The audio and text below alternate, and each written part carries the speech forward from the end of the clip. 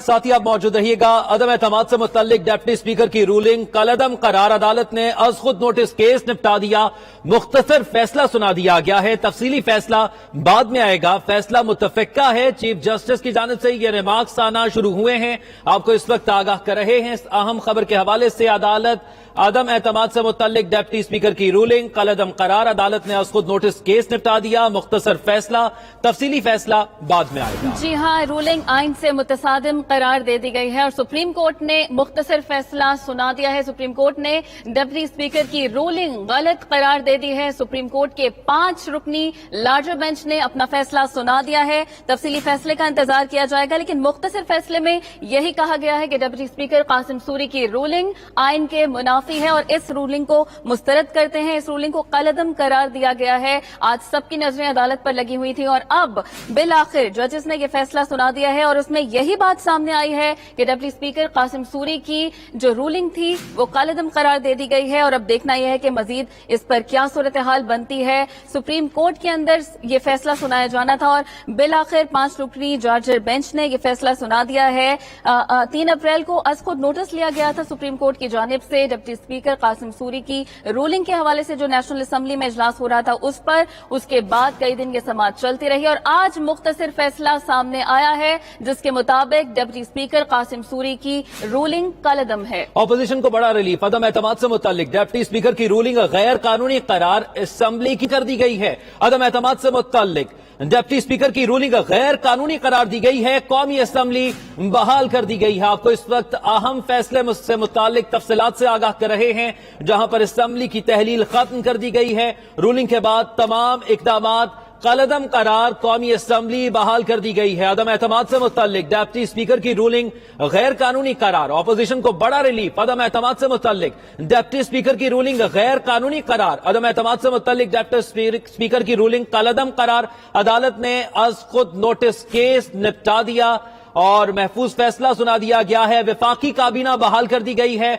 सदर का असेंबली तहलील का फैसला कलअदम करार दे दिया गया है। अहम फैसले की तफसीलात से आपको आगाह कर रहे हैं। सदर का असेंबली तहलील का फैसला कलअदम करार दिया गया है। यहाँ अपने नाज़रीन को ये भी बताते चले कि डिप्टी स्पीकर की रूलिंग के बाद जो जो इक़दाम किए गए थे वो तमाम कलअदम करार दे दिए गए हैं अदालत की जानिब से और कौमी असेंबली को बहाल कर दिया गया है। इस तमाम सूरत हाल में ऑपोजिशन को बड़ा रिलीफ मिल चुका है अदालत की जानिब से।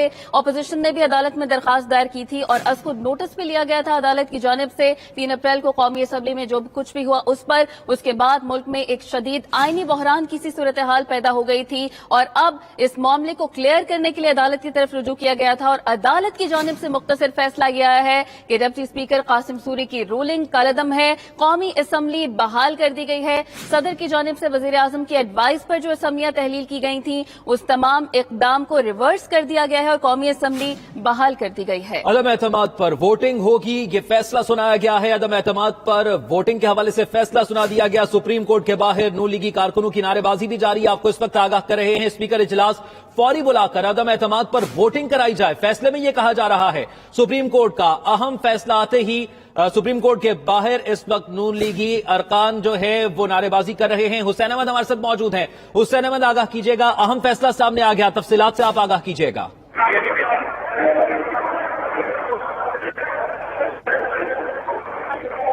हुसैन अहमद से राब्ता करने की कोशिश करेंगे। अभी आपको आगाह कर रहे हैं अदम एतमाद से मुतालिक डिप्टी स्पीकर की रूलिंग गैर कानूनी करार दे दी गई। जी हाँ, ये रूलिंग तो गैर कानूनी करार दे दी गई और अदालत की जानिब से बड़ा हुक्म ये दिया गया है कि असेंबली का इजलास दोबारा बुलाकर तहरीक अदम एतमाद पर वोटिंग भी कराई जाए। यानी कि तमाम तर मामलात उसी दिन पर रिवर्स हो गए हैं जब तहरीक अदम एतमाद पर वोटिंग का वक्त आया था और इसी वक्त डिप्टी स्पीकर कासिम सूरी ने यह कहा था कि मैं इस तहरीक अदम एतमाद को बैरूनी साजिश के मुलव्वस होने की वजह से मुस्तरद करता हूं और उसके बाद ही सदर आरिफ अलवी ने वजीर आजम की नसीहत पर असेंबलियां तहलील कर दी थी। अब अदालत की जानिब से हुक्म आया है कि दोबारा से असेंबली का इजलास बुलाया जाए और तहरीक अदम एतमाद पर वोटिंग की जाए। हुसैन अहमद हमारे साथ मौजूद हैं, उनसे बात करते हैं। हुसैन, क्या सूरत हाल है, क्या हुक्म आया अदालत की जानिब से?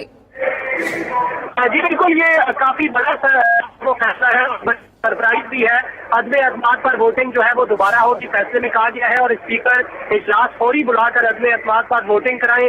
सुप्रीम कोर्ट में अहम फैसला सुनाया गया है और कहा गया है स्पीकर फौरी इजलास जो है वो तलब करे और अदम एतमाद पर वोटिंग तक इजलास जो है वो मुलतवी नहीं किया जा सकता। मोहसिन शहबाज रांझा ने मुख्तर गुफ्तगू की है और उन्होंने कहा है कि आइन बहाल हुआ है, सबको मुबारक हो। असम्बली की तहलील जो है वो अदालत ने खत्म कर दी है, कौमी असम्बली को बहाल कर दिया गया है और अदम एतमाद से मुतालिक डिप्टी स्पीकर की रूलिंग कलअदम करार दे दी गई है, उसे गैर कानूनी करार दिया गया है और अपोजिशन को बड़ा रिलीफ मिला है अदम एतमाद। अच्छा हुसैन अहमद, बताइएगा सुप्रीम कोर्ट ने अपने फैसले में कौमी असम्बली का इजलास कब बुलाने का कहा है?